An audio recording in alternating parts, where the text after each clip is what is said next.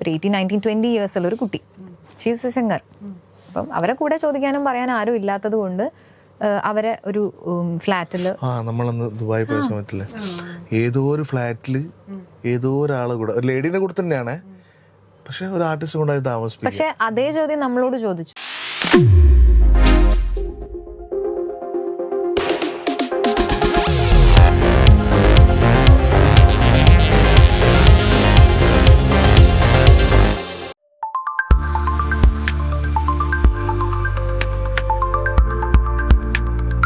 എന്നെ ഇങ്ങനെയുള്ള സ്വപ്നങ്ങൾ കാണാൻ പഠിപ്പിച്ചതൊക്കെയാണ്. ഞങ്ങൾ ചെറിയ ബഡ്ജറ്റിൽ തുടങ്ങിയ പരിപാടിയാണ്, പിന്നെ ഇതിങ്ങനെ എന്താ പറയാ വലിയ പ്രോജക്റ്റായി. കേട്ടില്ലേ കേട്ടില്ലേ എന്നെ കള്ളച്ചെറുക്കനെ കല്യാണം, കേട്ടില്ലേ കല്യാണമേളം. കമ്പോസിംഗ് പ്രത്യേക ടൈം പോലും വെക്കുന്നുണ്ട്. രാത്രി ഇക്ക വണ്ടി ഓടിച്ചോണ്ടിരിക്കുമ്പോഴല്ലേ ട്യൂൺ വരിക, അങ്ങനത്തെ പ്രശ്നമൊന്നുമില്ല. അതില്ല, രാത്രി ചെയ്യുമ്പോഴും കമ്പോസ് ചെയ്യാറുണ്ടല്ലോ. ചില ആൾക്കാർക്കൊക്കെ രാത്രി എല്ലാവരും ഉറങ്ങി കഴിഞ്ഞിട്ട് ആ ഒരു സൈലൻസിലായിരിക്കും. അല്ല, രാത്രി ഞങ്ങൾ ഇരിക്കുവാ, പക്ഷെ അങ്ങനൊന്നുമില്ല. പക്ഷെ ഇവര് വർക്ക് ചെയ്യുന്ന സമയം എനിക്ക് തോന്നുന്നു രാത്രി പ്രോഗ്രാമിംഗ് പരിപാടികളും പ്രോഗ്രാമിംഗ് ചെയ്യുന്നതും കാര്യങ്ങളൊക്കെ. പിന്നെ അതേ നമ്മൾ മറന്നുപോയി, നമ്മളിതിൽ നമ്മളെ കൂടെ വായിച്ച ആർട്ടിസ്റ്റുകൾ ഉണ്ടല്ലോ, നമുക്ക് അതായത് നമ്മുടെ കട്ട സപ്പോർട്ടായിട്ട് നിന്ന ആൾക്കാരാണ് ഇവർ. ബാക്കിങ് വെച്ചപ്പോ ഗിറ്റാർ വായിച്ച ഹാരിസ് വീരോളി എന്ന് പറഞ്ഞാല് പഴയ കുറെ മാപ്പിള പാട്ടുകൾ ചെയ്ത സലാം വീരോളിയാണ്. സലാം വീരോളി എന്ന് പറഞ്ഞാൽ നമ്മുടെ കൽബാൻ ഫാത്തിമൊക്കെ ഓർക്കസ്ട്രേഷൻ നീയാനുള്ള പാട്ടൊക്കെ ഉണ്ടല്ലോ, അതിനൊക്കെ ഓർക്കസ്ട്രേഷൻ ചെയ്ത ആളെ മകനാണ്. പിന്നെ ലാലൂസ് എന്ന് പറഞ്ഞാല് പറഞ്ഞ ഞങ്ങളെ വീട്ടിന്റെ അടുത്തുള്ള ആളാണ്. ഒരുപാട് നല്ല വർക്കിലും ഒരുപാട് വലിയ വലിയ ആൾക്കാരോടൊക്കെ ബാക്കിങ്ങിന് വായിക്കുന്ന ഇപ്പോഴും വായിച്ചുകൊണ്ടിരിക്കുന്ന ആളാണ്. അപ്പം അവരെ പോലത്തെ ആൾക്കാരും അവരൊക്കെ നമ്മൾ ഇതിന്റെ ഭാഗമാണ്. അതെ. പിന്നെ അവർക്ക് നമുക്ക് കൊണ്ട് പ്രാർത്ഥിക്കപ്പം പറഞ്ഞ ഇപ്പൊ സർഗോ സാറ് പോലത്തെ സാർ എന്താ പറയാ, എൻ്റെ ഒരു ഗോഡ് ഫാദർ പോലെയാണ്. സാറിനെ ഞാൻ പരിചയപ്പെടുന്നത് മൈലാഞ്ചിയിൽ, ഏഷ്യാനെറ്റിലെ മൈലാഞ്ചിയിൽ ഫൈനലിസ്റ്റ് ആയിരുന്നു ഞാൻ. അപ്പം ആ ഒരു ഷോയിലൂടെയാണ് പരിചയപ്പെട്ടത്. പക്ഷേ ആ ഒരു ഷോ മുതൽ സാറ് തരുന്നൊരു സപ്പോർട്ട് ഭയങ്കര വലുതാണ്.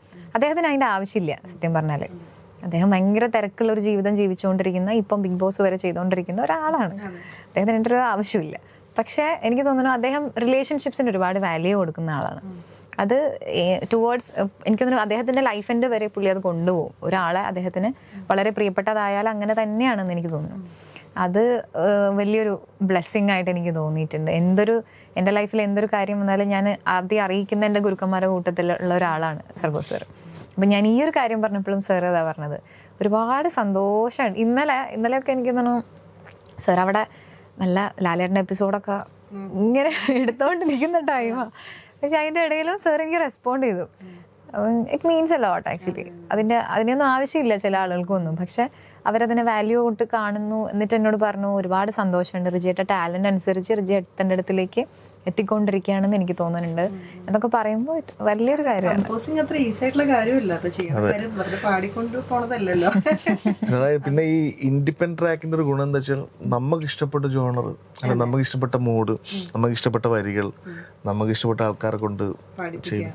മറ്റൊരു പ്രൊഡ്യൂസർ അണ്ടറിൽ വർക്ക് ചെയ്യുന്നവരോ ഒരു ഡയറക്ടർ അണ്ടറിൽ വർക്ക് ചെയ്യുന്ന നമ്മൾ റിങ്ങിന്റെ ഉള്ളിലായിരിക്കും. അതിന്റെ ഉള്ളിൽ നമ്മളിങ്ങനെ കളിക്കണല്ലോ. അധികം ആൾക്കാരുടെ അപ്രോച്ച് ചെയ്യുന്ന കുറച്ച് മടിയുള്ള കൂട്ടത്തിലാണ്. അതെ, അതൊരു പ്രശ്നമുണ്ട്. അപ്പൊ ഇത് നമുക്ക് എന്തും ഏത് ടൈപ്പ് എങ്ങനെയെങ്കിലും എവിടെയും ആരെ കൊണ്ട് എന്തും അത് നമ്മുടെ ഇന്റർപ്രിട്ടേഷൻസ് നമുക്ക് വരുത്താം. ഇയാള് പറഞ്ഞിട്ട് എന്ത് തോന്നിയ ദിവസം കാണിക്കാം നമുക്ക്. നമ്മുടെ തോട്ട്സും എല്ലാം നമ്മുടെ ഇമോഷൻസും എല്ലാം കൊണ്ടുവരാം. നമുക്ക് ഫുൾ ഫ്രീഡം ഉണ്ട്. നമുക്ക് അണ്ടറിൽ വർക്ക് ചെയ്യുമ്പോൾ അങ്ങനെ അല്ല ഫ്രീഡം ഒക്കെ ഉണ്ടാവും, പക്ഷെ എന്നാലും ഒരു സർക്കിൾ ഉണ്ടാവുമല്ലോ ഒബ്വിയസ്ലി. അയാളുടെ ഒരു പ്രോഡക്റ്റ് ഉണ്ടാക്കാനുള്ള ഒരു ടൂൾ ആയിരിക്കും നമ്മള്. ഇതങ്ങനെയല്ല, ഇത് നമ്മുടെ പ്രോഡക്റ്റ് നമ്മൾ ഉണ്ടാക്കുന്നു. അതാണ് വ്യത്യാസം. അഭിപ്രായ വ്യത്യാസങ്ങളൊക്കെ വരാറുണ്ടോ? പിന്നെ അതൊക്കെ എങ്ങനെ ബാലൻസ് ചെയ്ത് പോകും? ബാലൻസ് ഇറങ്ങി വീട്ടിന്റെ പുറത്ത് പോയിക്കില്ലേ, വേഗം ഇറങ്ങി പുറത്തേക്ക് പോകും. എന്നിട്ട് കുറച്ച് കഴിയുമ്പോ ഒരു ബന്ധമില്ലാണ്ട് എന്തെല്ലാം അസുഖല്ലേ. ചില സമയത്ത് ഞാനില്ലേ, ചില സമയത്ത് ഞാൻ വിടൂല, അവിടെ ഇരിക്കും. എന്റെ നെഞ്ചിൽ പുകയിട്ടിട്ട് അങ്ങ് പോവും. അവരവിടെ ഇരിക്കും, നമുക്ക് പറഞ്ഞിട്ട് പോവാ. നമുക്കൊരു കുഴപ്പമുണ്ട്, നമ്മുടെ മനസ്സിൽ നിന്ന് അങ്ങനെ പോവില്ല ഇല്ലേ. പെൺകുട്ടികളെ സംബന്ധിച്ച് ലേഡീസിനെ സംബന്ധിച്ച് നമുക്ക് കമ്മ്യൂണിക്കേറ്റ് ചെയ്താലേ ഇത് പോവുള്ളൂ. ഇവര് പുറത്തിറങ്ങിയ കുറച്ച് ആളുകളോട് അവര് ഫ്രീ ആകും. ഞാനിങ്ങനെ ഇരിക്കും ഇതും ആലോചിച്ച് കരഞ്ഞ്. എനിക്ക് എന്റെ ജോലികൾ ചെയ്യാൻ പറ്റൂല, കുട്ടികളെ നോക്കാൻ പറ്റില്ല, ചിലപ്പോൾ കുട്ടികളോട് ചീത്ത പറയും, എന്റെ സകലമായ കാര്യങ്ങൾ മുടങ്ങും. പുള്ളി ഉണ്ടാവും പുറത്തു പോയിട്ട് സൗകര്യത്തിൽ കയറി വന്നിട്ട് ഫുഡ് എടുക്കൂ, എന്തൊക്കെയുണ്ട് വിശേഷം എന്നൊക്കെ ഇങ്ങനെ ചോദിക്കും. പക്ഷെ പിന്നെ ഞാനങ്ങനെ വിടൂല.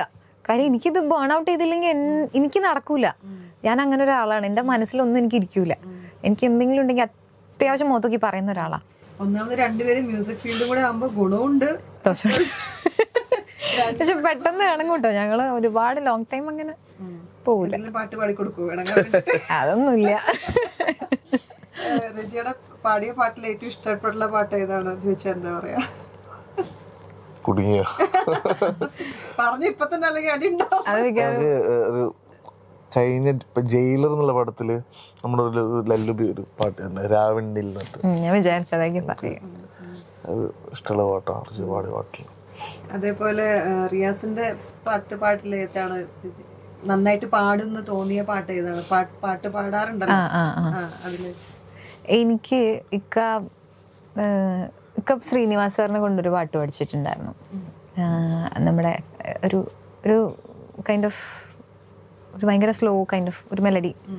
അത് ഇക്ക പാടുന്നൊക്കെ ഭയങ്കര രസമാണ്. എനിക്ക് ഇക്ക അങ്ങനെ പാടുന്ന ഭയങ്കര ഇഷ്ടമാണ്. വേറെ ഞാനങ്ങനെ കൺഗ്രാജുലേറ്റ് ചെയ്യാറൊന്നുമില്ല.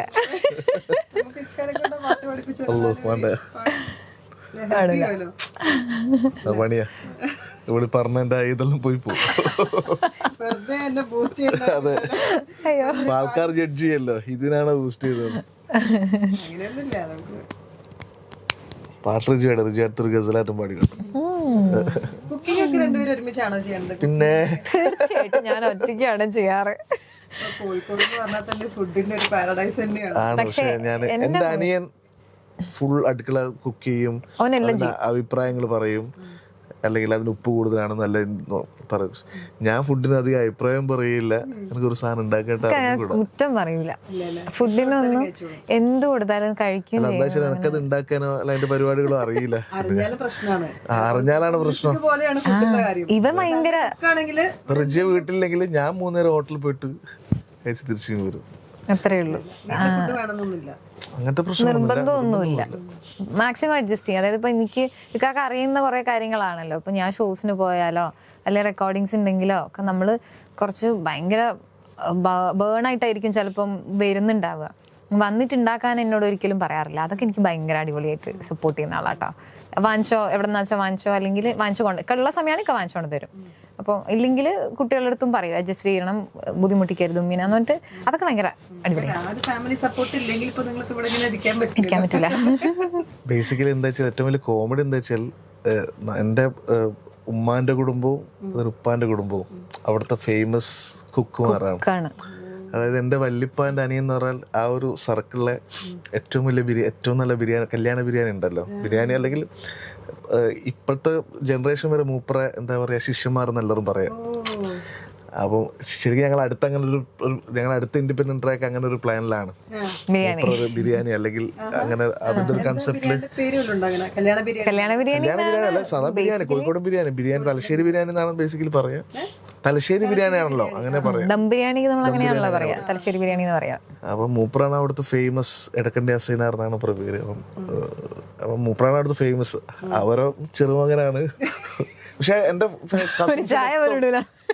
അതായത് എന്റെ കസിൻസ് അല്ലെങ്കിൽ എല്ലാവരും കുക്ക് ചെയ്യട്ടോ, എല്ലാവരും പല ഷെഫായിട്ടുണ്ട്. എന്റെ മാമൻ എത്രയോ വർഷമായിട്ട് GCC ഷെറാട്ടൺ ഉണ്ട്, അങ്ങനത്തെ ഒരു ഷേട്ടൺ ഉണ്ട് അവർക്ക്. അതിന്റെ കുക്കാണ്. വലിയ അറബിക് ഉണ്ടാക്കുന്ന ആളാണ്. പക്ഷെ ഇതൊന്നും എനക്ക് അറിഞ്ഞൂടാ. വലുതായിട്ട് അങ്ങനെ ഞാൻ ചിലപ്പോ ചോദിക്കും ഇങ്ങനെ ഉപ്പ് മതിയോ അല്ലെങ്കിൽ എരിവ് അധികം ഉണ്ടോ പറഞ്ഞു, നീ അങ്ങ് ഉണ്ടാക്കിക്കോ. അങ്ങനെ പറയില്ല. അതുകൊണ്ടല്ല അങ്ങനെ എനിക്കറിയില്ല, അങ്ങനെ പറയാൻ അറിയില്ല. ഏറ്റവും ഇഷ്ടമുള്ള ഭക്ഷണം ഏതാ? ഏറ്റവും നന്നായിട്ട് ഇഷ്ടപ്പെടുന്ന നാടൻ ഫുഡാണ് ഇക്കാക്ക് ഏറ്റവും ഇഷ്ടം. എനിക്ക് മത്ത് വിരിച്ചും പരിപാടി ഉണ്ടെങ്കിൽ ഞാൻ രക്ഷപ്പെട്ടു. പിന്നെ ഉമ്മയും നല്ല കുക്കാണ്. ഉമ്മ അടിപൊളിയായിട്ട് കുക്ക് ചെയ്യട്ടോ. ഉമ്മ തന്നെ പേരിട്ട കുറെ പല പല വെറൈറ്റി ഡിഷസ് ചിക്കൻ ഗുളുഗുളു അങ്ങനെയൊക്കെ പറഞ്ഞിട്ട് പല പല സംഭവങ്ങളുണ്ട്. സംഭവം നേരത്തെ എന്തെങ്കിലുമൊക്കെ ഉണ്ടാക്കിയിട്ട് ഉണ്ടാക്കി ശരിക്കും വ്ളോഗൊക്കെ തുടങ്ങി കഴിഞ്ഞാൽ നല്ല ആയിരിക്കും. പക്ഷെ കുറെ വെറൈറ്റീസ് ഉണ്ട്. ആണെങ്കിലും അതെ, അല്ലേ? എനിക്കൊന്നും ഇവിടെ വരുമ്പോ ഒന്നും അറിയില്ലായിരുന്നു. കല്യാണം കഴിച്ചിട്ട് വരുമ്പോ ചായ ഇടാൻ അറിയാം, ഒരു ഓംലെറ്റ് ഉണ്ടാക്കാൻ അറിയാം, വേറെ ഒന്നും അറിയില്ലായിരുന്നു. പക്ഷെ ഉമ്മയാണ് എല്ലാം കാരണം നമ്മൾ ചെന്ന് കയറി അവിടുത്തെ രീതികളുമായിട്ട് അത് സത്യമാണ്. ഇവിടെ എൻറ്റയർലി ഡിഫറെന്റാ. എറണാകുളത്ത് ഭയങ്കര വ്യത്യാസമുണ്ട്. ഒരു മീൻകറി വെക്കുന്ന പോലും ഭയങ്കര വ്യത്യാസമുണ്ട്. പക്ഷെ അവിടെ അങ്ങനെയല്ല, വളരെ വേറെ ഒരുപാട് വ്യത്യാസങ്ങളുണ്ട്. അപ്പൊ പഠിക്കാൻ എളുപ്പമായിരുന്നു. പക്ഷെ ഉമ്മ അതൊക്കെ ഭയങ്കര അടിപൊളിയായിരുന്നു. അതായത് കുക്കിംഗ് ഉമ്മ അങ്ങ് മാറിക്കളയായിരുന്നു. ചില അമ്മായിമ്മമാരുണ്ട്, ഇല്ല കിച്ചൺ ഞാൻ വിട്ടുകൊടുക്കില്ല എന്നൊക്കെ പറഞ്ഞിട്ട്. പക്ഷെ ഉമ്മ അങ്ങനെ ആയിരുന്നില്ല. നീ വന്നോ, ഇനി തുടങ്ങിക്കോ, ഇനി നിന്റെ പാടായി എന്ന് പറഞ്ഞിട്ട് അങ്ങനെയായിരുന്നു ഉമ്മ. പക്ഷെ നല്ലോണം ഹെൽപ്പ് ചെയ്യും, പറഞ്ഞൊക്കെ തരും. പക്ഷെ അതുകൊണ്ട് ഞാൻ വേഗം ഇൻഡിപെൻഡൻ്റ്ലി ഞാൻ പഠിച്ചു കാര്യങ്ങളൊക്കെ. ഞാൻ ഓൾമോസ്റ്റ് എൻ്റെ മോൾക്ക് 6 മാസമായപ്പോഴേക്കും മുതൽ ഞങ്ങൾക്ക് തന്നെ ജോലിക്ക് വേണ്ടിയിട്ട് മാറി താമസിക്കേണ്ടി വന്നിട്ടുണ്ടായിരുന്നു. ഞാൻ ഒറ്റയ്ക്ക് ഡീൽ ചെയ്തു. മോളെ നോക്കലും കുക്കിങ്ങും വീടും ഒറ്റയ്ക്ക്. എനിക്കൊരു മെയ്ഡ് പോലും ഉണ്ടായിരുന്നില്ല. ഞാൻ ഒറ്റയ്ക്കായിരുന്നു എല്ലാം നോക്കി. അതൊക്കെ ഉമ്മ തന്ന ധൈര്യമാണ്. സിനിമകളൊക്കെ രണ്ടുപേരും കാണാറില്ലേ? പഴയ സിനിമ, പുതിയ സിനിമ? തിയേറ്ററിലൊക്കെ പോയി മക്കളും നിങ്ങളൊക്കെ പോയി. ഇപ്പൊ ആണെങ്കിൽ പാട്ടുകളുടെ എണ്ണങ്ങളും കുറഞ്ഞിരിക്കുകയാണല്ലോ സിനിമയ്ക്ക്. അതാണ് ഇനിയുള്ള കാലം ഇൻഡിപെൻഡന്റ് ട്രാക്സ് അങ്ങനത്തെ പരിപാടികളൊക്കെ ആയിരിക്കും തോന്നുന്നു. ഇപ്പൊ എല്ലാരും ബാൻഡിലോട്ട്. പക്ഷെ മ്യൂസിക് ഒരിക്കലും ഇല്ലാണ്ടാവൂല. കാരണം നമ്മളിങ്ങനെ നയിക്കുന്ന ഒരു സാധനമാണല്ലോ, ഒരിക്കലും ഇല്ലാണ്ടാവൂല. അത് ഏതെങ്കിലുമൊക്കെ രീതിയിൽ വരും, അത്ര തന്നെ. ചിലപ്പം വീണ്ടും സിനിമയിലേക്ക് ഇപ്പം കഴിഞ്ഞ ദിവസം ചെയ്തപ്പോ വള എന്ന് പറഞ്ഞിട്ട് ഗോവിന്ദ് വസന്ത മ്യൂസിക് ചെയ്ത പാട്ട്, അതില് 10-12 പാട്ടുണ്ട്. കുറെ ആളായതുണ്ട്. റഫീഖ് സാർ ആയതുണ്ട്, സിജു, അങ്ങനെ കുറെ ആളായിട്ടുണ്ട്. നമ്മുടെ കോഴിക്കോടുള്ള ഒരാളാണ് ഡയറക്ടർ. അതിൽ 10ഓളം പാട്ടുകളുണ്ട്. പക്ഷെ അങ്ങനെ ഒന്നും പറയാൻ പറ്റില്ല എങ്ങോട്ടാണ്. അഞ്ച് പാട്ടുണ്ട്. അതെ അതെ, ബാക്ക്ഗ്രൗണ്ട്സ് ഉണ്ട്. ബാക്ക്ഗ്രൗണ്ട് മ്യൂസിക് ഒരു സിനിമയെ സംബന്ധിച്ച് വളരെ ഇമ്പോർട്ടന്റ് റോളാണ്. പിന്നെ അത് നമുക്ക് സിനിമയെ ലിഫ്റ്റ് ചെയ്യാം. അങ്ങനെ പല പരിപാടികളും ഉണ്ട്. പടങ്ങൾ ഇപ്പം പുതുതായിട്ട് നിലവിലൊന്നും കമ്മിറ്റ് ചെയ്തിട്ടില്ല. ഞങ്ങളിപ്പോ ഇതിന്റെ കുറച്ച് പരിപാടികൾ. ഇതിപ്പോ എന്താ സംഭവിച്ചാൽ നമ്മള് തന്നെ പ്രോജക്റ്റ് ആകുമ്പോൾ നമ്മള് തന്നെ ഓടണല്ലോ എല്ലാത്തിനും. വേറെ അധികം പുതിയ കമ്മിറ്റ്മെന്റ്സ് ഒന്നും ഇപ്പൊ നിലവിൽ എടുത്തു വെച്ചിട്ടില്ല. സമയത്തിന് പ്രശ്നം. ഞാനങ്ങനെ ഭയങ്കര ബിസി ഷെഡ്യൂൾ വർക്ക് ചെയ്യുന്ന ഒരാളും അല്ല. ഞങ്ങൾക്ക് അല്ലാണ്ട് 1-2 ചെറിയ ബിസിനസ്, നാട്ടിൽ ഷോപ്പും പരിപാടികളൊക്കെ ഉണ്ട്. അങ്ങനെ ഒരു ഭാഗമുണ്ട്. പിന്നെ ഇവളെ കൂടെ കുറച്ച് ട്രാവൽ ചെയ്യേണ്ടി വരും. ഞാൻ അങ്ങനെ ഒറ്റയ്ക്ക് ട്രാവൽ ചെയ്യാറില്ല, എനിക്ക് ഇഷ്ടമല്ല. എനിക്ക് ഈ ലോൺലിനെസ് അധികം ഇഷ്ടമല്ല. അപ്പം ബേസിക്കലി ട്രാവൽ ചെയ്യുമ്പോൾ എനിക്കൊരാൾ കൂടുതൽ കൂടെ വേണം. ഇല്ലെങ്കിൽ അതെന്നെ ഭയങ്കരമായിട്ട് ഡൗൺ ആക്കും.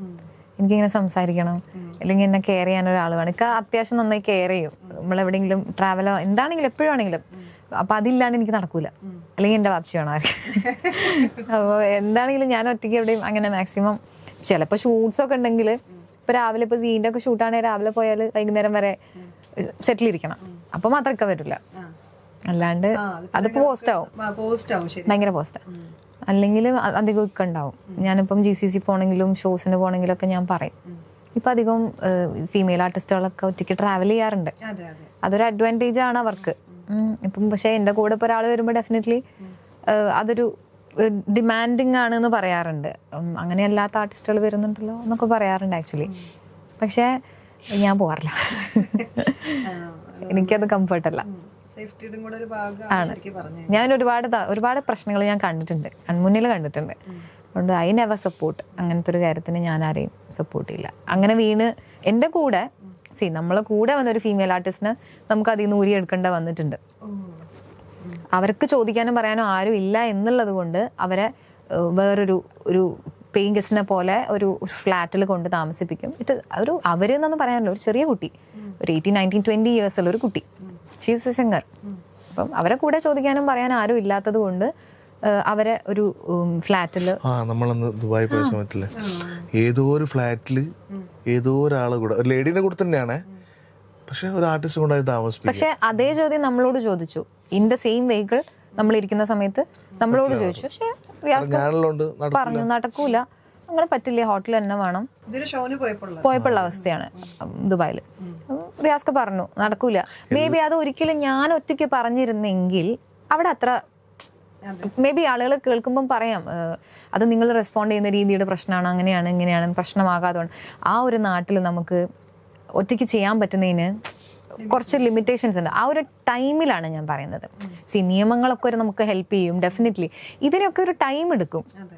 നമുക്ക് എന്തെങ്കിലും ഒരു ആപത്ത് സംഭവിച്ചു കഴിഞ്ഞിട്ട് നിയമത്തിന് ഹെൽപ്പ് കിട്ടി എന്ന് പറഞ്ഞിട്ട് ഒന്നും കാര്യമില്ല. പക്ഷെ ആ ഒരു ടൈമിൽ നമുക്ക് കുറച്ച് ലിമിറ്റേഷൻസ് ഉണ്ട്. അതിന് എപ്പോഴും ഒരാളുള്ളത് നല്ലത് തന്നെയാണ്. പിന്നെ എല്ലാവരും ഇങ്ങനെയൊന്നല്ലേ, എല്ലാവരും അങ്ങനെയല്ല. 90% ഓക്കെയാണ്, 10% പക്ഷെ പിന്നെ ഏതാണ് എങ്ങനെയാണ് എപ്പോഴാണ് ഇത് മാറുകയെന്നും പറയാൻ പറ്റും. അത് വളരെ ഞാനെപ്പോഴും പറയും പറ്റെങ്കിൽ ട്രാവൽ ചെയ്തെന്നൊക്കെ പറയാം. എനിക്ക് കുറച്ച് വേക്കല്ല, പക്ഷെ പിന്നെ ആദ്യം അങ്ങ് പറയും ചിലപ്പോ കൂടെ പോവാൻ ആൾക്കാരില്ലാത്തവരും പോണ്ടി. അത് ഒബ്വിയസ്ലി ഉണ്ട്. അവർക്കതൊരു അവരുടെ ഒരു നിലനിൽപ്പിന്റെ ഒരു കാര്യം കൂടിയാണ്. പക്ഷെ ഇതിന് 2 സൈഡ് ഉണ്ട് എന്നുള്ളതാണ്. അതായത് ഒരു സേഫ്റ്റി ഇഷ്യൂസ് ഉണ്ട്. പക്ഷെ ഈ പറഞ്ഞ പോലെ റിയാസ്ക പറഞ്ഞ പോലെ എല്ലാവരും അങ്ങനെയല്ല.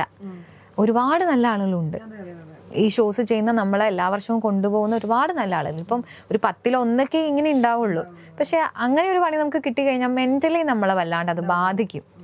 ആസ് എൻ ആർട്ടിസ്റ്റ് പിന്നെ നമുക്കൊരു ഷോ വരുമ്പോൾ ഡെഫിനറ്റ്ലി നമ്മൾ കുറേ ചിന്തിക്കും, അല്ലെങ്കിൽ ഉള്ളിൽ ഒരു പേടി ഉണ്ടാവും. പ്രത്യേകിച്ച് എന്നെ പോലെ ഞാനൊക്കെ വളരെ മെന്റലി കുറച്ച് ധൈര്യം കുറവുള്ള ആളാണ് ബേസിക്കലി പറഞ്ഞാൽ. എനിക്കൊക്കെ എന്തെങ്കിലും ഒരു ഇൻസിഡന്റ് കണ്ണിൽ കണ്ടാൽ മേ ബി ഞാനൊരു 2-3 മാസമൊക്കെ എടുക്കും അതിൽ നിന്ന് പുറത്ത് വരാൻ.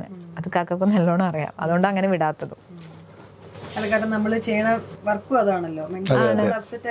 ഒന്നും ചെയ്യാൻ പറ്റൂല, നമ്മള് ഡൗൺ ആയി പോവും. ഇപ്പം ഒരുപാട് റിയാലിറ്റി ഷോസ് ചെയ്തിട്ടുണ്ടല്ലോ. അപ്പം അതിലൊക്കെ എനിക്ക് തോന്നുന്നു കോസ്റ്റ്യൂംസ് കുറെ ഇടേണ്ടി വരില്ലേ? അപ്പൊ അതൊക്കെ എങ്ങനെയാണ് മാനേജ് ചെയ്തിട്ടുണ്ടായിരുന്നത്?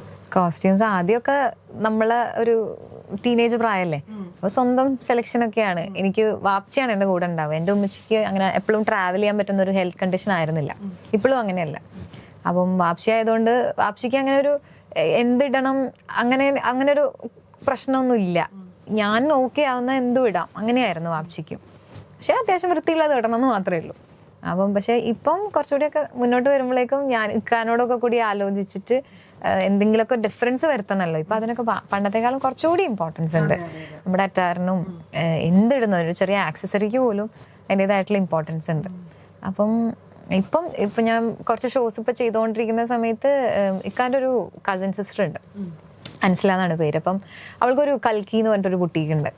അപ്പം ഇത് ഞാനിപ്പം തുരുതുരാ ഷോസ് വരുമ്പോഴേക്കും നമുക്ക് എപ്പോഴും പോയി പർച്ചേസ് ചെയ്യാനൊന്നും നേരം ഉണ്ടാവില്ല. അത് നടക്കുന്ന കാര്യമല്ല.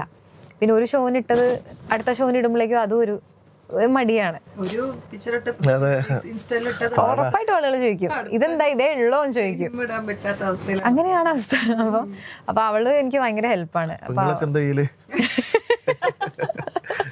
അപ്പൊ അവള് സ്പോൺസേഴ്സ് ഇപ്പൊ ഞാൻ എന്റെ ഇതെല്ലാം ഞാൻ തന്നെയാണ് യൂസ് ചെയ്യണത്. പക്ഷെ അത് ഭയങ്കര ബുദ്ധിമുട്ടാണ്.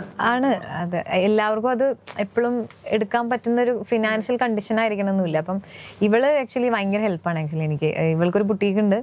അപ്പം എനിക്ക് സ്പോൺസർഷിപ്പ് തരുമായിരുന്നു, ഓരോരോ കോസ്റ്റ്യൂം കർട്ടസി തരും. നെക്സ്റ്റ് ലെവലിൽ ഇപ്പം ഇങ്ങനെയല്ല അങ്ങനെയാണ് വേണ്ടതെന്ന് പറഞ്ഞാൽ ഓക്കെയാണ്. അതെനിക്ക് കിട്ടിയിരിക്കും. ഇന്ന പേർപ്പസ് ആണ്. എല്ലാ പേർപ്പസിനും ഒരേപോലത്തെ സംഭവം നമുക്ക് പറ്റില്ലല്ലോ, ഡിഫറെന്റ് ആണ്. പക്ഷെ അത് അവള് ഭയങ്കരമായിട്ട് മനസ്സിലാക്കും. അവൾ ഈ ഒരു ഏരിയയിൽ ഉള്ളത് കൊണ്ട് അവൾക്ക് നന്നായി മനസ്സിലാവും.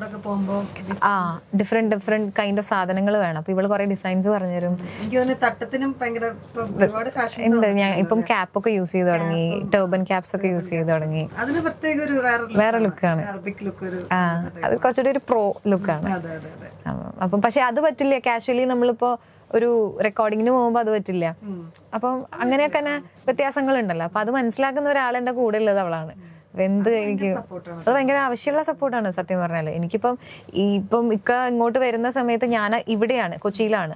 പെട്ടെന്നൊരു കോസ്റ്റ്യൂം വേണമെങ്കിൽ എനിക്ക് അവളെ വിളിച്ച് പറഞ്ഞാൽ അവൾ ഇക്കാനെ കൊണ്ടു കൊടുക്കും. അത് ഭയങ്കര ഒരു ധൈര്യമാണ് ആക്ച്വലി.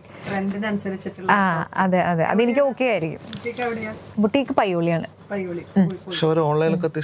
ഓൺലൈനും ബിസിനസ് ഉണ്ട് അവർക്ക്. ഇൻസ്റ്റാഗ്രാമിൽ കൽക്കി ബുട്ടീക്ക് നോക്കിയാൽ ഉണ്ട്. ഫാമിലിയെ കുറിച്ചിട്ട് ഫാമിലിയുടെ സപ്പോർട്ട് ഓഫ് കോഴ്സ് ഒരു വലിയ സപ്പോർട്ട് തന്നെയാണല്ലോ. അപ്പം റിജിയ കൊച്ചിയിലാണല്ലേ? എന്റെ വീട് കൊച്ചിയാണ്. ഇപ്പം മക്കള് പഠിക്കുന്ന കാലിക്കറ്റ് ആണ്. അപ്പം ഞങ്ങൾ അധികവും ഇങ്ങനെ കാലിക്കറ്റ് കൊച്ചി മാറി മാറി ഇങ്ങനെ നിൽക്കും. എന്റെ വീട്ടിൽ എൻ്റെ വാപ്ചി, ഉമ്മച്ചി, എനിക്കൊരു സിസ്റ്റർ ഉണ്ട്, സിജിയ എന്നാണ് പേര്. സിസ്റ്റർ പാടുമോ? ഇല്ല, അവള് ഡിസൈനറാണ്. അത്യാവശ്യം നന്നായി ഡിസൈൻ ചെയ്യും, വരയ്ക്കും, സ്റ്റിച്ച് ചെയ്യുകയൊക്കെ ചെയ്യും. അങ്ങനെ ഫാഷൻ ഡിസൈനിങ് ആണ് പഠിച്ചതൊക്കെ. അങ്ങനെ ആളുടെ പ്രൊഫഷനൊക്കെ ആയിട്ട് ഇങ്ങനെ പോണു. പാട്ട് ഭയങ്കര ഇഷ്ടമാണ്. അത് വീട്ടിലെല്ലാവർക്കും ഭയങ്കര ഇഷ്ടമാണ്. ഉമ്മച്ചിക്കും ഒക്കെ. ഉമ്മച്ചിക്ക് ഇപ്പൊ അത്ര സുഖമുള്ള ഒരു അവസ്ഥയൊന്നുമല്ല, ഹെൽത്ത് കുറച്ച് മോശമാണ്. പക്ഷെ എങ്കിലും പാട്ട് വെച്ചാല് പാടും, കൂടെ ഇങ്ങനെ ഇരുന്ന് മോളും. ഏത് പാട്ടുകളാണ് ഏറ്റവും കൂടുതൽ ഇഷ്ടം? പഴയ പാട്ടുകൾ, പഴയ മലയാളം പാട്ടുകളൊക്കെ. ഞാൻ എൻ്റെ ചെറുപ്പത്തിലേക്ക് ഉറങ്ങി എണീക്കുമ്പോൾ കേൾക്കുന്ന പാട്ടുകൾ അധികവും ഇൻഫ്ലുവൻസ് ചെയ്തിട്ടുള്ളത് അങ്ങനത്തെ പാട്ടുകളാണ്. റേഡിയോയില് ഉമ്മി ഇപ്പം ഞാൻ സ്കൂളിൽ പോകണമെങ്കിൽ ഒരു 6:30 എണീക്കെങ്കിലും ഉമ്മി ഒരു 5:30 മുതലേ റേഡിയോയിൽ പാട്ട് വെക്കുന്നുണ്ടാവും. അത് കേട്ടിട്ടാണ് എണീക്കുക. ആ പാട്ടുകളോടുള്ളൊരു ഇഷ്ടം അതുകൊണ്ട് തന്നെ ഭയങ്കര കൂടുതലാണ്. അല്ല നമ്മുടെ അഞ്ജന കണ്ണെഴുതി, ജാനകിയമ്മയുടെ പാട്ടുകള്, സുശീലാമ്മയുടെ പാട്ടുകള്, അങ്ങനത്തെ പാട്ടുകളൊക്കെ ഭയങ്കര, ആഷാഢമാസം അങ്ങനത്തെ പാട്ടുകളൊക്കെ അത് വേറൊരു ലെവലാ. ഉമ്മച്ചിക്ക് അങ്ങനെ ഒരു പാട്ട് എന്നൊന്നും പറയാൻ പറ്റില്ല ആക്ച്വലി. ഈ പാട്ടൊക്കെ ഇഷ്ടം. അഞ്ജന കണ്ണെഴുതി, ആഷാഢമാസം, നാഥാ നീ വരും, അതൊക്കെ നാഥാ നീ വരും പാടാം, ഉമ്മച്ചിക്കയുടെ പാടാം.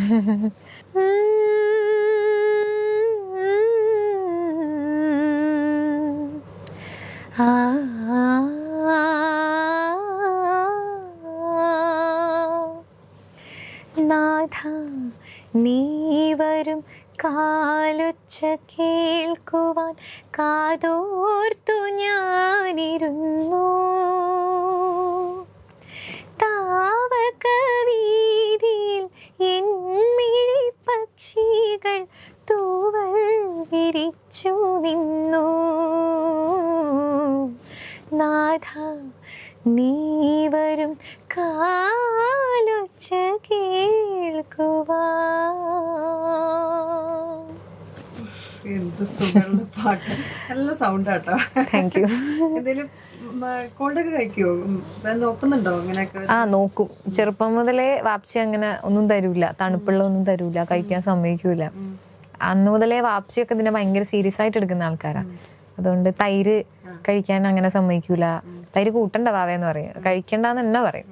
പിന്നെ ഐസ്ക്രീംസ്, പക്ഷെ ഇതൊക്കെ തരും എപ്പോഴാച്ചാ വൺസ് വൈൽ, ഒരുപാട് നാളുകളൊക്കെ കൂടിയിട്ടൊക്കെ വാങ്ങിച്ചു തരും. പക്ഷെ ഇപ്പൊ എനിക്ക് തോന്നുന്നു ഇക്ക കുറച്ചുകൂടി ലിബറല്ല, കുറച്ചുകൂടി ഒക്കെ വാങ്ങിച്ചു തരും. അതായത് ഷോ സെൻസിറ്റീവ് ആയാലും പ്രശ്നം, പിന്നെ ഒന്നും കഴിക്കാൻ പറ്റില്ല. അത് വലിയ പാടാ. ഞാൻ കുട്ടികളോടൊക്കെ പറയുന്നത് ചെറുപ്പത്തില് അത്യാവശ്യം തണുപ്പും പച്ചവെള്ളവും നമ്മൾ ആദ്യം റെസിസ്റ്റ് ചെയ്ത് കൊണ്ടുവരണം. വലിയ പണിയാ. പിന്നെ തൊടാൻ പറ്റില്ല. നമ്മൾ ഈ റോഡ് സൈഡിലൊക്കെ ഉള്ള കുട്ടികൾ, അവർക്ക് ഈ പനിയൊന്നും വരുന്നാരും കാണില്ല. കാരണം അവര് ഫുൾ ടൈം ഇങ്ങനെ അതൊരു സങ്കടമാണ് കാണുന്നത്. എന്നാലും ചില സമയത്ത് ഇങ്ങനെ ആലോചിക്കും, അവർക്കൊരു പ്രശ്നമില്ലല്ലോ, ഒരു അസുഖം വരുന്ന കാണില്ല ചിലപ്പോ. അങ്ങനെ ശീലിച്ചുകൊണ്ട് അങ്ങനെ. അതേപോലെ തന്നെ നമ്മൾ ഈ പറയാം, നമ്മൾ അവിടെ നിന്ന് വന്ന നമ്മളെ പണിക്കാരുണ്ടല്ലോ ഹിന്ദിക്കാര്, കണ്ണട വെച്ചിട്ട് ഞാൻ കണ്ടില്ല ആരെ. നമ്മൾ ശ്രദ്ധിച്ചോ? ഈ അവിടെ നിന്ന് വന്ന ഹിന്ദി, നമ്മുടെ നാട്ടിൽ ഈ പണിക്ക് വരുന്ന ഹിന്ദിക്കാർക്ക് ഉണ്ടല്ലോ, പലരും കണ്ണട വെക്കലൊക്കെ കുറവാ അവർക്ക്. നമ്മുടെ കേരളത്തിലെ ആൾക്കാർ നോക്കി ശ്രദ്ധിച്ചോ നിങ്ങള്? ഈ വാർപ്പിന്റെ പണിക്കും ആശാരി പണിക്കും വരുന്ന ആൾക്കാരില്ലേ, ഞാൻ ആരെയും കണ്ണട വെച്ചിട്ടൊന്നും കണ്ടിട്ടില്ല. പക്ഷെ നമ്മൾ മലയാളത്തിൽ ഒരു 20 ആൾ എടുത്തിട്ടുണ്ടെങ്കിൽ ഒരു 12 ആൾ ഓൾറെഡി കണ്ണട വെച്ച് കഴിഞ്ഞു. ഞാനറിയില്ല. ഭയങ്കര കോൺഷ്യസ് ആയിട്ട് എന്തെങ്കിലും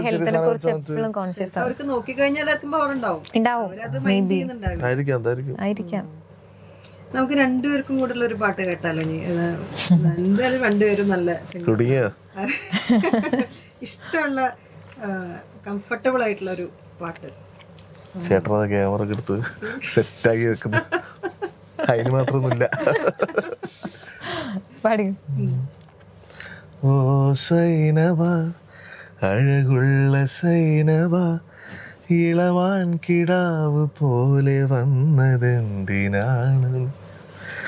ഓ സൈനവ, അലിവുള്ള സൈനവ, അറിയാതെ എന്റെ ജീവനായതെന്തിനാണ് നീ?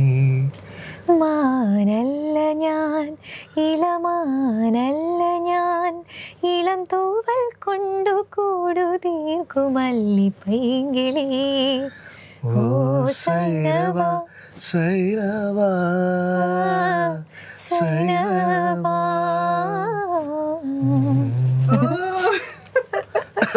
അടിപൊളി. ഇതാണ് പാടാൻ അറിയില്ല എന്ന് പറഞ്ഞിട്ട് നല്ല സൗണ്ട്. നന്നായി പാടും, പക്ഷെ ഭയങ്കര ബാക്കിലേക്ക് നിൽക്കും. എന്നെ ഇനി അധികം പഠിപ്പിക്കരുതെന്നായിരിക്കും ഇപ്പൊ ചാർജ് ആയി കഴിഞ്ഞാൽ പിന്നെ നിങ്ങളുടെ ഫാമിലി ഗെറ്റ് ടുഗദേഴ്സിലൊക്കെ ഒരുമിച്ച് പാടാറുണ്ടോ? നമ്മള് കസിൻസ് ഒക്കെ ഫുൾ പാട്ടുകാരാണ്.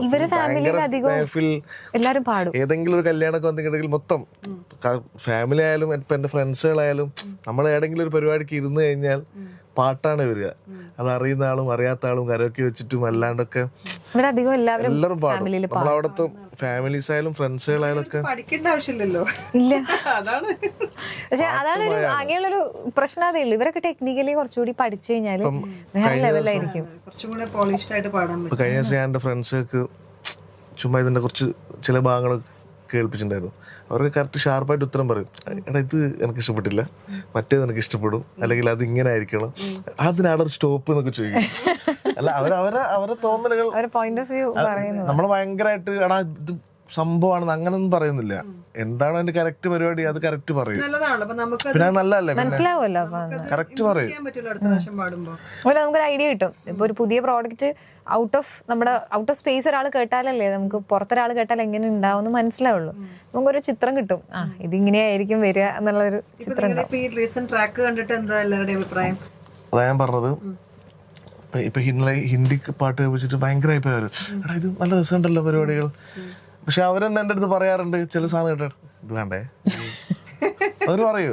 ഇന്നലെ തന്നെ എൻ്റെ അടുത്ത് പറഞ്ഞ് എടാ നമുക്കിത് സോഷ്യൽ മീഡിയയിലൊക്കെ ഒന്ന് ഉഷാറാക്കണം, എൻ്റെ ഒരു ഫ്രണ്ട് ഉണ്ട്, അവർക്ക് 201K ഉണ്ട്, ഞാൻ അവരോടൊന്ന് പറയട്ടെ. അവർ ഭയങ്കര ഇപ്പം ഇന്നലെ നന്ദു ഒക്കെ പറഞ്ഞ് ഞാൻ അവളുടെ അടുത്ത് വിളിക്കട്ടെ, നമുക്ക് അവിടെ കൊണ്ടൊരു റീൽ ചെയ്യിപ്പിക്കണം. അവരവരുടേതായ സപ്പോർട്ട് അങ്ങനെയൊക്കെ ചെയ്തു തരാന്നുള്ള ലെവലിൽ ഉണ്ട്. തീർച്ചയായിട്ടും. ഞാൻ ആദ്യം എപ്പോഴും വാപ്ചിനെയാണ് കേൾപ്പിക്കാറ്. ഞാൻ പറഞ്ഞിട്ടില്ല, ലൈക്ക് വാപ്ചി ഒരു പഴയകാല പ്രൊഡ്യൂസറാണ്. അപ്പം പഴയ ഒരുപാട് ഫേമസ് ആയിട്ടുള്ള കാസറ്റ്സ്, ഒരുപാട് വലിയ ഫേമസ് പാട്ടുകളൊക്കെ റിലീസ് ചെയ്തിട്ടുണ്ട് വാപ്ചി. വാപ്ചിക്ക് അറിയാം ഒരു പാട്ട് എങ്ങനെ വരും എന്നൊക്കെ. വാപ്ചിക്ക് അത്യാവശ്യം നല്ലോണം അറിയാം വാപ്പിന്റെ. അതെ. അപ്പം വാപ്ചിനെ ഞാൻ ആദ്യം അയച്ചു കൊടുക്കും എപ്പോഴും അധികം പാട്ടുകൾ. ഇത് കേട്ടിട്ടും വാപ്ചി അങ്ങനെ തന്നെയാ പറഞ്ഞ. പിന്നെ ഈ പാട്ട് നരേഷ് അയ്യർ പാടി കഴിഞ്ഞപ്പം ഞാൻ പറഞ്ഞല്ലോ ഇത് ശ്രുതി മാറ്റി വീണ്ടും നമ്മളതിന്റെ ബാക്കിങ്സ് ഒക്കെ രണ്ടാമത് എടുക്കണം ആയിരുന്നു. അപ്പം ഞാനിങ്ങനെ ചോദിച്ചു, ഇങ്ങനെ അതിപ്പോ മാറ്റേണ്ട ആവശ്യമുണ്ടോ എന്നിങ്ങനെ ഞാൻ ചോദിച്ചു. എനിക്കറിയാം ഇത് മാറ്റണം എന്നുള്ളത് എനിക്കറിയാം. വാപ്ചിന്റെ ചീത്ത പറയുന്നത് എനിക്ക് നല്ലോണം അറിയാം. അതുകൊണ്ട് തന്നെ ഞാൻ അങ്ങനെ ചോദിച്ചു. എന്നോട് പറഞ്ഞു ഞാനൊരു 20 വർഷം ഇതിൽ നിന്നിട്ടുണ്ടെങ്കിൽ ഒരു വരിക്ക് വേണ്ടി ഞാൻ കോംപ്രമൈസ് ചെയ്തിട്ടില്ല. അതിന്റെ ഗുണം എനിക്ക് ഇപ്പോഴും ഉണ്ട്, ആ പേര് എനിക്ക് ഇപ്പോഴും ഉണ്ട്. ദയവ് ചെയ്തത് കളയരുത്. അത് എപ്പോഴും പറയുന്ന കാര്യമാവും. എന്തിനു വേണ്ടിയിട്ടാണെങ്കിലും വർക്കിന്റെ കാര്യത്തിൽ കോംപ്രമൈസ് ചെയ്യരുത്. നമ്മൾ മരിക്കുന്നവരെ കേൾക്കുന്നതാണ് നമ്മുടെ പ്രോഡക്റ്റ്. അന്ന് നമുക്ക് വിഷമം തോന്നിയൊരു കാര്യമില്ല. അതുണ്ട്. നമ്മൾ ചില പാട്ടുകൾ ചെയ്തിട്ട് കുഴപ്പമില്ല അത് വിട്ടേക്കാന്ന് വിചാരിക്കുന്ന സംഭവം ഉണ്ടല്ലോ, ഭയങ്കര റിഗ്രറ്റ് ആയിരിക്കും. പിന്നീട് നമുക്കത് കേൾക്കുന്നവർക്ക് ഫസ്റ്റ് നമ്മളെ ചെവിയിൽ വരിക അതായിരിക്കും, അത് മാറ്റിയാ മതിയായിരുന്നില്ലേ. ഇത് ബേസിക്കലി നമ്മൾ ചെയ്യുന്ന നമ്മുടെ സന്തോഷത്തിന് ചിലപ്പോൾ അത് അറിയണമെന്നില്ല, പക്ഷെ നമുക്കതിങ്ങനെ ഭയങ്കരമായിട്ട് അടിക്കും. കല്ല് അടിക്കാന്ന് പറയില്ല നമ്മുടെ നാടൻ ഭാഷയിൽ, അത് ഭയങ്കരമായിട്ട് ഇങ്ങനെ അടിക്കും വരും. അപ്പൊ അത് ഭയങ്കര കോൺഷ്യസ് ആയിരിക്കണം. എന്തെങ്കിലും തോന്നിയാൽ അപ്പൊ ചെയ്തോണം, അല്ലെങ്കിൽ പിന്നെ എനിക്കിപ്പോഴും ഈ പറഞ്ഞ പോലെ നമ്മൾ ഒരിക്കലും സാറ്റിസ്ഫൈഡ് ആവൂല, ഒരു പാട്ടിലും സാറ്റിസ്ഫൈഡ് ആവൂല. അതെല്ലാവർക്കും ഉണ്ട്. എല്ലാവരുടെ അവനവന്റെ വർക്കിൽ ഒരിക്കലും സാറ്റിസ്ഫൈഡ് ആവില്ല. അവരിത് തന്നെയാ പറയാ അല്ലെ, അതെല്ലാം എന്നാലേ കുറച്ചുകൂടി നന്നാക്കാൻ പറ്റുള്ളൂ. എന്നാലും എനിക്കിപ്പോഴും തോന്നുന്നു ഞാൻ ഈ പാട്ടിലൊക്കെ ഇനിയും കുറച്ച് ഏതെങ്കിലുമൊക്കെ വരിയൊക്കെ ഓരോരോ പ്രൊനൗൺസിയേഷനോ എന്തൊക്കെയോ നന്നാക്കായിരുന്നു എനിക്ക് ഇപ്പോഴും തോന്നുന്നു. അങ്ങനെ വേണം, അങ്ങനത്തെ ചിന്തയാണല്ലോ വേണ്ടത്. നന്നാക്കണം എന്നുള്ളൊരു. അതെ അതെ അതെ തീർച്ചയായിട്ടും. ഇങ്ങനെ മാനിഫെസ്റ്റ് ചെയ്യാറുണ്ടോ? അങ്ങനെ തീർച്ചയായിട്ടും ഇതൊക്കെ മാനിഫെസ്റ്റ് നേരത്തെ മാനിഫെസ്റ്റ് ചെയ്ത് വെച്ചതാണ്.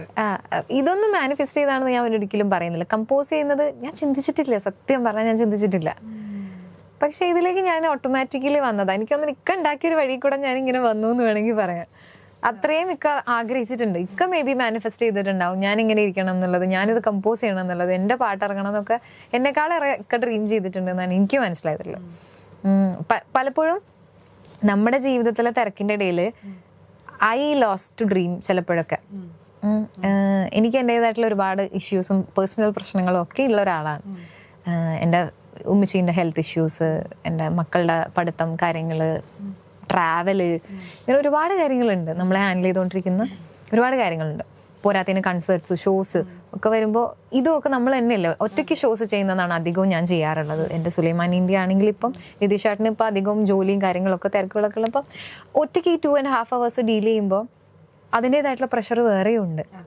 അപ്പോൾ അതിൻ്റെയൊക്കെ ഇടയിൽ ഡ്രീമിങ് എന്നുള്ളൊരു സംഭവം നമ്മൾ പലപ്പോഴും ഞാൻ മറന്നു പോകാറുണ്ട്. എനിക്കത് പറഞ്ഞപ്പോഴാണ് APJ അബ്ദുൽ കലാം സാറിന്റെ ഒരു കോട്ട് ഓർമ്മ വരണം. നമ്മള് സ്വപ്നം കാണുന്നത് ഉറങ്ങുമ്പോഴാണ് നമ്മൾ സ്വപ്നം കാണുന്നത്, പക്ഷെ നമ്മൾ ആ ഉറക്കം കെടുത്തുന്നതാണ് നമ്മൾ ഏറ്റവും വലിയ നമ്മൾ ഉറങ്ങാൻ അനുവദിക്കാത്തതാണ് നമ്മുടെ സ്വപ്നം എന്ന് പറയുന്നത്. അതൊരു പോയിന്റിൽ ഞാൻ അങ്ങനെ ആയിപ്പോയിണ്ട്. പക്ഷെ അതിൽ നിന്ന് തന്നെ മാറ്റിയെടുത്തത് പുള്ളി തന്നെയാണ്. ഇങ്ങനെയല്ല, ഇത് പോരാ എന്നുള്ളതിലേക്ക് ഞാൻ മാറിയത് അങ്ങനെയാണ്. ഇപ്പം ഞാൻ മാനിഫെസ്റ്റ് ചെയ്യുന്നുണ്ട്. ഡെഫിനറ്റ്ലി എനിക്ക് അതിൻ്റെ ഗുണങ്ങളും ഉണ്ട് എന്ന് തന്നെ ഞാൻ പറയാം. ഞാൻ അതിന് ചെറുതായിട്ടൊന്ന് പോസിറ്റീവ് ചെയ്ത് പറയുന്നുണ്ട്. ചിലരെ പുച്ഛിക്കുന്ന കാര്യമായിരിക്കാം, പക്ഷെ ഞാൻ വളരെ ഗ്രാറ്റിറ്റ്യൂഡ് ഉള്ളൊരു പേഴ്സണാണ്. എനിക്ക് എന്ത് കിട്ടിയാലും ഞാൻ നന്നായി ഗ്രാറ്റിറ്റ്യൂഡ് പറയുന്ന ഒരാളാണ്, ഗ്രാറ്റിറ്റ്യൂഡ് മനസ്സിൽ കരുതുന്ന ഒരാളാണ്. ആൻഡ് നന്നായിട്ട് പിന്നെ നമ്മൾ ഇമ്പോർട്ടൻ്റ് ആയിട്ടുള്ള ഒരു കാര്യം എനിക്ക് തോന്നുന്നു, നമ്മൾ ഹീൽ ചെയ്യണം എന്ന് തോന്നുന്നു. Self healing and of course forgive ചെയ്യുക. നമ്മളോട് എന്തെങ്കിലും ആരെങ്കിലും ചെയ്തിട്ടുണ്ടെങ്കിലോ എവിടെയെങ്കിലും നമുക്ക് വിഷമം തോന്നിയിട്ടുണ്ടെങ്കിലോ, ഞാനിതിപ്പോൾ അധികവും എല്ലാ ദിവസവും രാത്രി കിടക്കുമ്പോൾ ഞാൻ ഫോർഗീവ് ചെയ്തിട്ടാണ് കിടക്കാറ്. അതാത് ദിവസം അത് നമ്മുടെ ഉറക്കത്തിനെയും നമ്മുടെ ഹെൽത്തിനെയും ഒക്കെ ബാധിക്കുന്നുണ്ട്, ഭയങ്കര പോസിറ്റീവായിട്ട് ബാധിക്കുന്നുണ്ട്. അപ്പൊ അതൊക്കെ മൈൻഡ് അപ്പം നമ്മൾ ക്ലിയർ ആവും ആണ്. നമ്മള് ഫ്രഷ് ആയിട്ട് തന്നെയാ എഴുന്നേൽക്കുണ്ടാവും. ഈഗോവും കാര്യങ്ങളും ഒന്നുമില്ല, നമ്മൾ ആരെയും ഹേർട്ട് ചെയ്യുന്നില്ല, നമുക്ക് സന്തോഷം തരുന്ന കാര്യങ്ങൾ നമ്മൾ ചെയ്യുന്നു, അത്രേ ഉള്ളൂ. അപ്പൊ അത് പറയുന്നത് വലിയൊരു സക്സസ് ആണ്. സത്യം പറഞ്ഞാൽ മൈൻഡാണ് നമ്മുടെ എല്ലാം. സത്യമാണ്, നമ്മളെല്ലാം ചെയ്യുന്നത്. പണ്ട് എന്റെ ഉപ്പ പറയുന്നു, നമ്മള് വേറൊന്നും ചെയ്യണ്ട, നമ്മൾ ആർക്കും പണി കൊടുക്കാണെന്നാ മതി. സത്യമാണത്. അതെ, പിന്നെ നമ്മുടെ നമ്മുടെ കയ്യിലാണ്, ആരും കൊണ്ടുതരാനും പോണില്ല. ഇഷ്ടമുള്ള കാര്യങ്ങൾ ചെയ്യാം, മറ്റുള്ളവരെ ഉപദ്രവിക്കാതിരിക്കുക, കേട്ടിപ്പിക്കാതിരിക്കുക എന്നുള്ളതാണ്. നമുക്ക് ഇനി ഇഷ്ടമുള്ള ഒരു പാട്ടോട് കൂടിയിട്ട് നമുക്ക് ഇതൊക്കെ വൈൻഡ് അപ്പ് ചെയ്യാം. നമുക്ക് ഇഷ്ടമുള്ള എനിക്കൊന്നും ഇപ്പൊ പാടിയ പാട്ടുകളൊന്നും മേരി ഹസൻ സാഹിബിന്റെ ഒരു ഗസല് പാടിയില്ല. അത് പാടാണ്ട് എനിക്ക് പൂർണ്ണമാവില്ല ശരിക്കും. ഞാൻ അദ്ദേഹത്തിന്റെ ഒരു ഗസല് പാടാം. मैं होश में था तो फिर उस पे मर गया कैसे, मैं होश में था तो फिर उस पे मर गया कैसे, ये जहर मेरे लहू में उतर गया कैसे, ये जहर मेरे लहू में उतर गया कैसे, मैं होश में था तो फिर उस पे मर गया कैसे. വേറെ ഒരു വൈബ് തന്നെയല്ലത്. ഏത് മൂഡ് ഓഫ് ആയിട്ടുള്ള സമയത്തും ഇങ്ങനത്തെ നമ്മളെ ലിഫ്റ്റ് ചെയ്യുന്ന ഒരു മ്യൂസിക്കാണ്. അങ്ങനെ മൂഡ് ഓഫ് ആകുമ്പോ ഏറ്റവും കൂടുതൽ കേൾക്കണത് ഏതാ? ഗസൽ തന്നെയാണോ? എനിക്കൊരു വിയേർഡ് സ്വഭാവം ഉണ്ട്. അതായത് സങ്കടം വരുമ്പോ സങ്കടമുള്ള പാട്ടുകളാണ് ഞാൻ കേൾക്കുക. എനിക്ക് ആണ്, അതായത് എനിക്ക് ഔട്ട് ബേസ്റ്റ് ആവണം. എൻ്റെ ഉള്ളിലുള്ളത് എനിക്ക് പുറത്ത് കളയണം. അത് കരഞ്ഞിട്ടാണെങ്കിലും സപ്രസ് ചെയ്ത് വെക്കാൻ എനിക്ക് പറ്റൂല. അത്ര സ്ട്രെങ്ത് ഉള്ള ഒരു ഹൃദയം എനിക്ക് ഉണ്ടെന്ന് എനിക്ക് തോന്നുന്നില്ല. അത് തോന്നാതാണ്. എനിക്ക് തോന്നുന്നു ഒരുപാട് കാര്യങ്ങള് ഇത്രയൊക്കെ ഉണ്ടായിട്ടും ഇവിടെ വന്നിരിക്കണത് എന്താ പറയാ, അത്രയും സ്ട്രോങ് ആണ് ശരിക്കും പറഞ്ഞു. അങ്ങനെയല്ല, സപ്രസ് ചെയ്ത് വെക്കുമ്പോ എനിക്ക് കുറച്ച് ഡിസ്ട്രാക്റ്റഡ് ആവും ഞാൻ. എനിക്ക് ഭയങ്കര ഹെവിനെസ് തോന്നും. അതെന്താണെങ്കിലും ഇപ്പം ഞാൻ പറഞ്ഞല്ലോ, ഒരാളോട് എനിക്കൊരു ഇഷ്ടക്കുറവ് തോന്നിയാലും ഞാനത് പ്രകടിപ്പിക്കും. മേ ബി വാക്കിനാൾ പറഞ്ഞില്ലെങ്കിൽ ഞാനത് പ്രകടിപ്പിക്കും. ഞാൻ അയാളുടെ അടുത്തേക്ക് പോവില്ല, അവിടെ തീർന്നു. അതല്ലാതെ ഒരു പേഴ്സണൽ ഗ്രഡ്ജ് ഒന്നും വെക്കാൻ എനിക്ക് ഇഷ്ടമില്ല. അത് നമുക്ക് നല്ലതും ഉണ്ടാവില്ല അതിനെ കൊണ്ട്. അപ്പൊ അതുപോലെ തന്നെയാണ് പാട്ടിന്റെ കാര്യത്തിലും. ഇങ്ങനത്തെ സങ്കടമുള്ള പാട്ടുകളാണ് ഞാൻ കേൾക്കുക. ആ സമയത്ത് എനിക്ക് ഭയങ്കര ഹാപ്പി ആയിട്ടുള്ള പാട്ട് കേട്ടാലേ എനിക്ക് ഒന്നും കണക്ട് ആവൂല. എന്തെവിടെയോ ഒരു കൺഫ്യൂഷൻ ഇങ്ങനെ തോന്നുന്നത്, എന്താ സംഭവിക്കണം, എൻ്റെ മൈൻഡിന് ഒരു കൺഫ്യൂഷൻ വരും. അത് ഞാൻ അധികവും മറ്റേ ഈ പാട്ടൊക്കെ കേൾക്കുക. എൻ പൂവേ പൊൻപൂവേ, പപ്പയുടെ സ്വന്തപ്പൂസിലെ പാട്ടുകളൊക്കെ എൻ്റെ ഫുൾ പ്ലേലിസ്റ്റിലുള്ള പാട്ടുകളാണ്. ഇതൊക്കെ ഞാൻ കേൾക്കാറ്. സന്തോഷം വരുമ്പം ഇപ്പം കുറച്ച് നാളായിട്ട് കേട്ടോണ്ടിരിക്കുന്നത് ഷാനു റഹ്മാന്റെ ഒരു പാട്ടില്ലേ, മൗനം ചോരും നേരം. അത് ഭയങ്കര ഇഷ്ടമാണ് എനിക്ക്. അങ്ങനത്തെ കുറെ പാട്ടുകളുണ്ട്. ഇപ്പം ഗോപിച്ചേട്ടനെ ആയാലും ചേട്ടൻ്റെ നമ്മുടെ ചാർലിയിലെ പാട്ടൊക്കെ ഇല്ലേ, നമ്മളിങ്ങ് എയറിലെത്തിക്കും അങ്ങനത്തെ പാട്ടുകളല്ലേ. ചേട്ടൻ്റെ MJ സാറിൻ്റെ, ദീപക് സാറിൻ്റെ പാട്ടുകളും എല്ലാം, ഇവരൊക്കെ ഒരു വെൽവിഷേഴ്സ് പോലെ തന്നെ നമ്മുടെയൊക്കെ പാട്ടിനെ ചുറ്റിനും നിന്ന് സപ്പോർട്ട് ചെയ്യുന്ന ആളുകളും കൂടിയാണ് കേട്ടോ. അപ്പോൾ ഡെഫിനറ്റ്ലി എൻ്റെ ഗുരുക്കന്മാരെ പോലെ തന്നെ ഞാൻ കാണുന്ന ആൾക്കാരാണ്. ഞാൻ എപ്പോഴും ഒരു പാട്ട് പാടിയാൽ ഇവർക്കൊക്കെ അയച്ചു കൊടുത്താൽ എങ്ങനെയായാലും എനിക്ക് റെസ്പോൺസ് വരാറുണ്ട്. റിജിയാസ്, MJ സാർ അങ്ങനെ വിളിക്കുക, റിജിയാസ് എന്ന് വിളിക്കുക. റിജിയാസ് പാട്ട് കേട്ടു, നന്നായിട്ടുണ്ട്, ഇനിയും പാടാൻ പറ്റട്ടെ എന്നൊക്കെ പറഞ്ഞിട്ട് ഒരു വലിയ അനുഗ്രഹം ഉണ്ടാവും എപ്പോഴും ഞാൻ പാട്ട് അയച്ചു കഴിഞ്ഞാൽ. അത് വലിയൊരു ഭാഗ്യമായിട്ട് കരുതണം. ഇപ്പം മുൻനിരയിൽ നിൽക്കുന്ന മ്യൂസിക് ഡയറക്ടേഴ്സ് നമ്മുടെ പാട്ട് കേൾക്കുക എന്ന് പറയുന്നത് തന്നെ ഒരു വലിയ അനുഗ്രഹമാണ്. അപ്പം ആ ഒരു ബ്ലസ് ഒക്കെ എനിക്ക് എപ്പോഴും ഉണ്ട്. ഡ്രീം ഉണ്ട് ഇനി ഒരാളുടെ, ഇനി ഒരു മ്യൂസിക് ഡയറക്ടറിന്റെ കൂടെ പാടുന്നുണ്ടെങ്കിൽ ആരുടെ കൂടെ പാടണമെന്നാണ്? അതെപ്പോഴും Rahman sir, Rahman sir, Raja sir, ഇതൊക്കെ തന്നെയാണ്. പക്ഷെ റഹ്മാൻ സാർ എന്നുള്ളതാണ് ചെറുപ്പം മുതലേ എൻ്റെ മനസ്സിൽ ആയിട്ടുള്ള ഒരു ഡ്രീം. അതങ്ങനെ തന്നെ ഉണ്ട്. ഞാൻ എത്തും എന്ന് വിചാരിക്കണം. അപ്പൊ നമുക്ക് ഏതായാലും വൈൻഡ് അപ്പ് ചെയ്യാനുള്ള സമയമായി. ഒരുപാട് സന്തോഷം. എനിക്ക് നിങ്ങൾ രണ്ടുപേരും ഇങ്ങനെ ഒരുമിച്ച് കണ്ടപ്പോ തന്നെ ഭയങ്കര സന്തോഷം. കാരണം എന്താ, ഇപ്പൊ നേരത്തെ പറഞ്ഞ പോലെ ഒരു ഡ്രീം വർക്കിന്റെ ഭാഗമായിട്ടുള്ള ഒരു ടീം വർക്ക് അത് നല്ല രീതിയിൽ മുന്നോട്ട് പോകുന്നുണ്ട്. അപ്പൊ ഇനി എല്ലാ അപ്കമിങ് പ്രൊജക്ട്സിനും ഓൾ ദ വെരി ബെസ്റ്റ്. ഇനി ഒരുപാട് പാട്ടുകൾ കമ്പോസ് ചെയ്യാൻ ഉള്ള അവസരം ദൈവം അനുഗ്രഹിക്കട്ടെ. ഒരുപാട് സന്തോഷം. പ്രേക്ഷകരോടും അതന്നെയും പറയാനുള്ള, നമ്മുടെ പാട്ട് എല്ലാവരും കേൾക്കണം, സപ്പോർട്ട് ചെയ്യണം, ഷെയർ ചെയ്യണം. ഇഷ്ടപ്പെട്ടാല്, ഇഷ്ടപ്പെട്ടില്ലെങ്കിൽ ഇഷ്ടപ്പെട്ടില്ല എന്നുള്ളത് തന്നെ നമുക്ക് അറിയിച്ചു തരാം ത്രൂ കമന്റ്സ് ഒക്കെ. Okay, thank you.